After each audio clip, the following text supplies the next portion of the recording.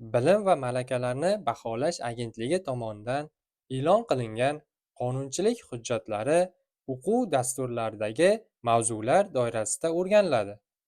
Ya'ni o'quv dasturida mavzular keltiriladi va mana shu mavzularda nimalarni o'rganish kerakligi ham keltirilgan bo'ladi. 8-sinf o'quv dasturi birinchi mavzusida mustaqil davlat belgilarini o'rganish keltirilgan. Mustaqil davlat belgilar sifatida davlat ramzlarini oladigan bo'lsak, demak bu bo'yicha qonunchilik hujjatlarini o'rganish kerak. O'zbekiston Respublikasining davlat bayrog'i to'g'risidagi qonun. Ushbu qonun 1991-yil 18-noyabrda qabul qilingan.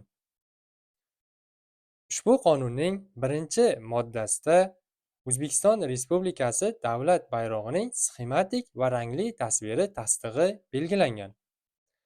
Bunda sxematik tasviri, ya'ni chizmali tasviri mana bu hisoblanadi. Rangli tasviri esa mana bu hisoblanadi. Ikkinchi modda.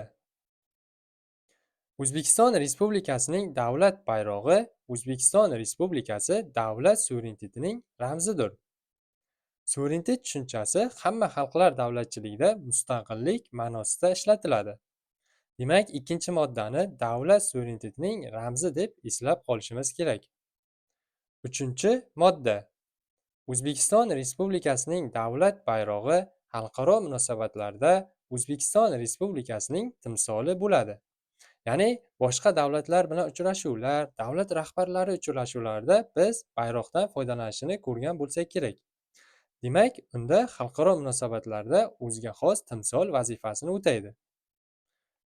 Demak, buni biz mana bu videoda ham ko'rishimiz mumkin.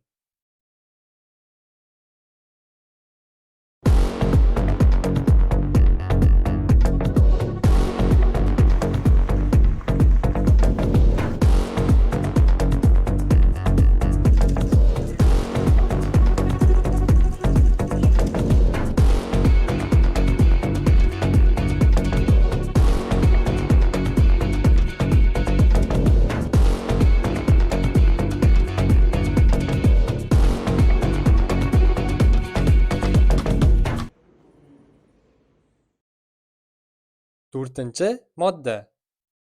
To'rtinchi moddada davlat bayrog'iga ta'rif keltirilgan. Ya'ni O'zbekiston Respublikasining davlat bayrog'i bayroqning butun uzunligi bo'ylab o'tgan to'q moviy rang, oq rang va to'q yashil rangli 3 ta indan tarkib topgan to'g'ri to'rtburchak shaklidagi matodir. Demak, buni eslab qoling. Shuningdek, 4-moddada davlat bayrog'ining o'lchami ham keltirib o'tilgan va o'lchamini ham yodlab qoling. 5-modda. Bayroqdan foydalanish.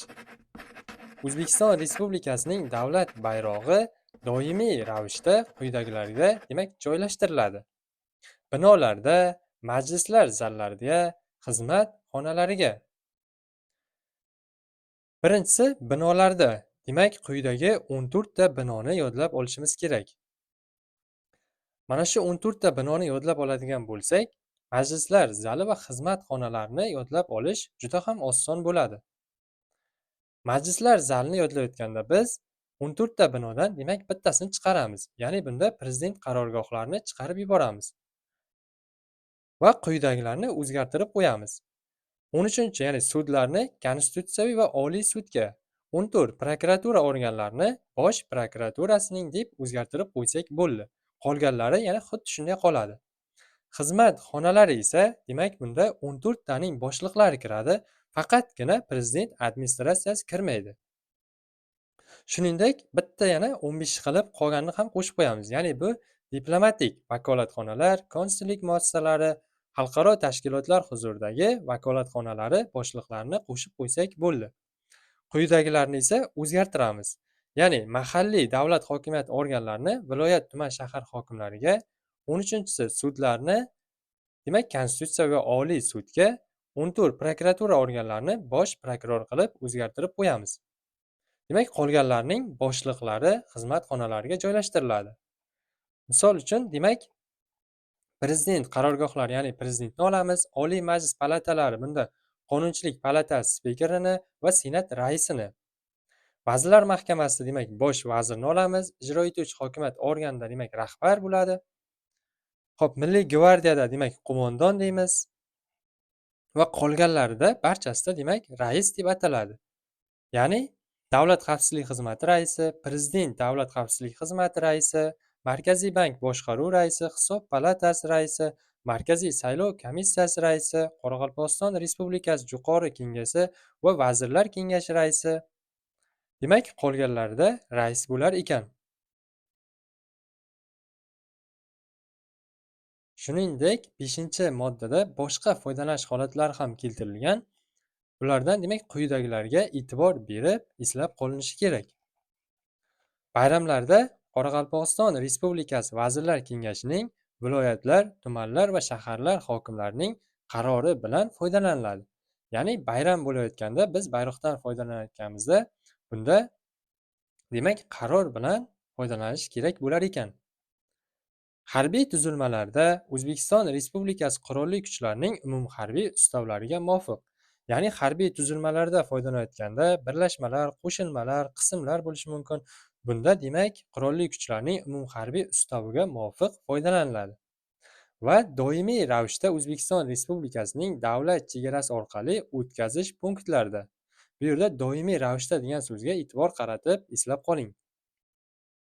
O'zbekiston Respublikasining diplomatik vakolatxonalari, konsullik muassasalari. Bunda 3 jihatga e'tibor qaratish kerak. Birinchisi xalqaro huquq normalari, ikkinchisi diplomatik protokol qoidalari, uchinchisi joylashgan davlat qonunchiligi. Demak, mana shu uchalasiga muvofiq holatda bayroqdan foydalaniladi. Ya'ni xalqaro huquq normalarida belgilab qo'yilgan bo'ladi, qanday joylashtirilishi, bayroqdan foydalanish qoidalari. Diplomatik protokolda esa xatti-harakatlar bilan bog'liq holatlar keltiriladi, ya'ni qanday harakat qilib qo'yilishi. Uchinchisi esa joylashgan davlatning qonunchiligiga muvofiq. Ya'ni o'sha davlatda qandaydir qonunchilikda belgilab qo'yilgan bo'lsa, bayroqdan foydalanish mana shu bo'yicha foydalaniladi. Xorijiy davlatlar, davlat va hukumat boshliqlari, rasmiy delegatsiyalari. Demak, bunda xalqaro huquq normalari, diplomatik protokol qoidalari va O'zbekistonda bo'lishning tasdiqlangan dasturi. Demak, O'zbekistonda bo'lishning tasdiqlangan dasturi doirasida bayroqdan foydalaniladi. 5.1-modda. O'zbekiston Respublikasi davlat bayrog'i tasviri tushirilgan belgilar. Demak, bayroq tasviri tushirilgan belgilar quyidagilarga qo'yiladi: havo kemalariga, raqam belgilariga va chegara belgisiga. Tegishlilikni belgilash maqsadida bayroqning tasviri tushirilgan belgilardan quyidagilarda foydalanilishi mumkin. Davlat organlarining ramziy belgilarida va rasmiy veb-saytlarida, davlat mukofotlarida, predmetlarda, o'quv-tarbiya jarayonida, rasmiy xalqaro tadbirlarda.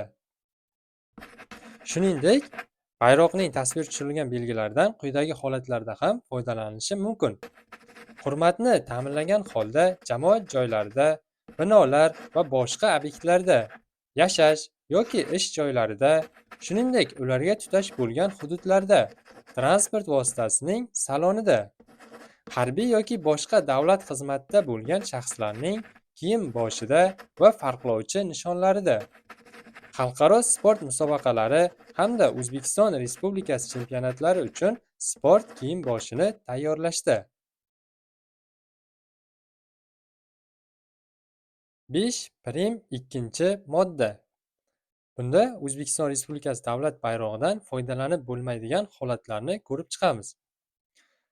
Elementlarni nodavlat tashkiloti hujjatlari, rekviziti yoki reklama materiallariga kiritilishi. Nodavlat notijorat tashkiloti ramziy belgilari O'zbekiston davlat bayrog'iga o'xshashi.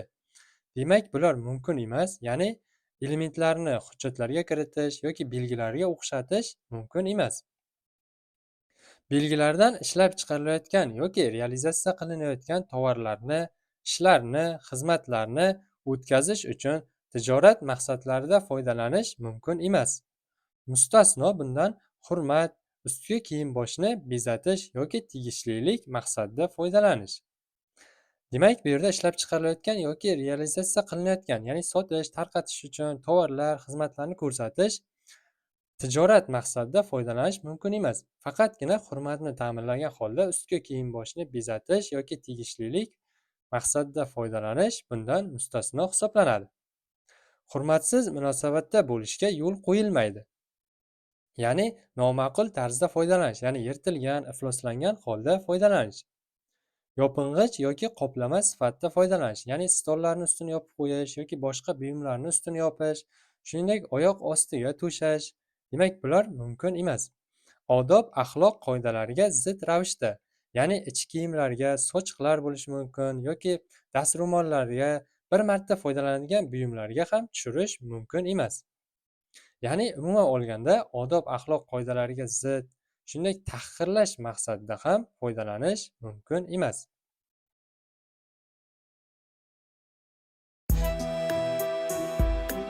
Bayağımız doyum tozladı içtik.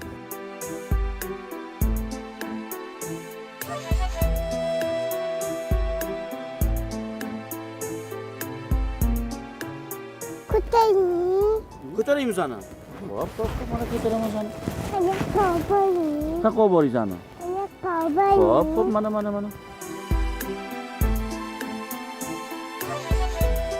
Qalpog'ing kir bo'lib qoladi-ku, nima unaqa qilyapsan? Kapağım kıybısı mayne. Bayağımız taze dursun. Şadan günüm gün ot gelsin, nalan günüm yok at gelsin.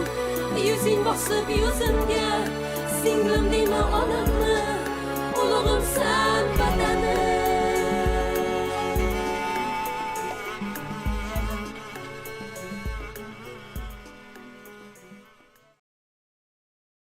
Oltinchi modda O'zbekiston Respublikasining davlat bayrog'idan demak foydalanish vaqti. Bayram kunlarida 6 da ko'tariladi va 22 da tushirib qo'yiladi. Ya'ni bayram bo'layotgan payti ertalab 6 da ko'tarib qo'yiladi va kechki 22 da tushirib qo'yiladi. Ovoz berish yoki referendum o'tkazish davrida ko'tarib qo'yiladi. Ya'ni saylov bo'layotgan paytda, demak saylov o'tkazish davrida ko'tarib qo'yiladi. Rasmiy delegatsiyalarning tashrif buyurishidan 24 soat oldin ko'tariladi va ular jo'nab ketganidan keyin 24 soat mobaynida tushiriladi. Misol uchun, qaysidir davlatning prezidenti keladigan bo'lsa, u kelishidan oldin 24 soat oldin ko'tariladi va ketganidan so'ng, ya'ni jo'nab ketganidan so'ng 24 soat mobaynida tushirib qo'yiladi. 7-modda O'zbekiston Respublikasining davlat bayrog'i bilan boshqa bayroqlarning bir vaqtda foydalanishi. Qoraqalpog'iston Respublikasining davlat bayrog'i ko'tarilishi. Bunda O'zbekiston davlat bayrog'i binoning old tomoniga qarab turganda chap tomondan ko'tarilishi kerak. Bunda Qoraqalpog'iston Respublikasi davlat bayrog'ining o'lchami va balandligi katta bo'lmasligi kerak. Suratda ham ko'rishimiz mumkin. O'zbekiston davlat bayrog'i chap tomondan ko'tarilgan, Qoraqalpog'iston davlat bayrog'i esa o'ng tomondan ko'tarilgan. Ya'ni bunda binoning old tomoniga qarab turganda. Xorijiy davlatlar va yoki xalqaro tashkilotlar bayroqlari ko'tarilishi. Bunda xalqaro huquq normalariga va diplomatik protokol qoidalariga muvofiq ko'tariladi. Bunda bayroqlar bir xil balandlikda va bir xil o'lchamga ega bo'lishi kerak. Suratda ham ko'rishimiz mumkin. Demak, bir xil o'lchamda va bir xil balandlikda ko'tarilgan. 8-modda O'zbekiston Respublikasining davlat bayrog'ining ko'tarilishi. Bunda binoning asosiy kirish joyida yoki boshqa joyda binoning old tomoni bilan ko'pi bilan 45 gradusli burchak hosil qilgan tarzda ko'tariladi. Ya'ni mana shu bino bo'ladigan bo'lsa, biz bayroqni to'g'ri qilib o'rnatmaymiz, balki biroz qiyaroq qilib, ya'ni 45 gradusli burchak qilib foydalanamiz. Ko'tarib qo'yilganda, demak, yer sathidan kamida 2,5 metr balandlikda bo'lishi kerak. 9-modda O'zbekiston Respublikasining davlat bayrog'idan motam munosabat bilan foydalanish. Prezident farmoniga muvofiq ko'tariladi.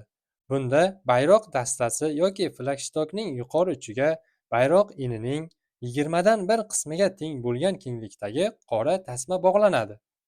Tasmaning ikki uchi bayroqning butun eni uzunligida osilib turadi. Demak, birinchi prezidentimiz Islom Karimov vafot etganda motam munosabat bilan bayroqning uchiga qora tasma bog'langan edi. Demak, buni suratda ham ko'rishingiz mumkin. Bunda demak, qora tasmani eni bayroq enining 20 dan 1 qismiga teng. Uzunligi esa bayroq enining uzunligi bilan bir xil ekan. O'zbekiston Respublikasining davlat bayrog'i motam munosabati bilan flagshtokda ko'tarilgan taqdirda u flagstok uzunligining 3/1 bo'lagigacha tushirib qo'yiladi. Demak, flagstok bu ustun, ya'ni bayroq ko'tariladigan, bayroqdan foydalanadigan ustunni tushunsak bo'ladi. Bunda demak, motam munosabati bilan ko'tarilganda oxirigacha ko'tarmaymiz, balki sal tushirib pastroq, ya'ni 3/1 bo'lagigacha tushirib qo'yiladi. 10-modda. O'zbekiston Respublikasining davlat bayrog'ining demak mosligi. Bunda katta kichikligidan qat'iy nazar rangli va sxematik tasviriga mos bo'lishi kerakligi aytib o'tilgan. Shuningdek, demak, davlat bayrog'ini tayyorlash, saqlash va yo'q qilish tartibi Vazirlar Mahkamasi tomonidan belgilanadi. Buni ham eslab qoling.